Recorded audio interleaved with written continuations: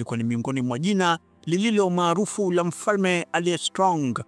Hivyo Pelias anataja ya kwamba alishiriki vita nyingi zaidi na kuona Ottoman Empire ni watu wa kushangaza wenye uwepesi wa kupigana vita vilivyo vizito.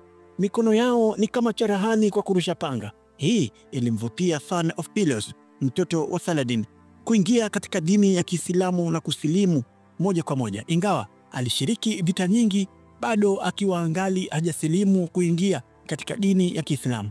Hawakumbagua wala kumkata wala kumnyima chakula, bali walimkaribisha, walimweka karibu naye, kisha akathabiti ya kwamba hawa ni miongoni mwa watu walio wakarimu, tofauti na ninavyosimuliwa na watu ambao walio wahuni wenye kujengea mazingira ya kwamba hawa watu si miongoni walio takatifu.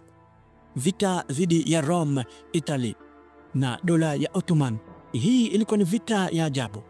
Kiongozi alikuwa akiongoza alikuwa ni Amiri Muminina au akifahamika kwa jina ni Sayyidina Ali. Ingawa utawala wake haukudumu kwa miaka mingi, ulikaa kwa muda wa miezi 4 tu, kisha akauawa. Hivyo vita hivyo vilikuwa vya kushangaza.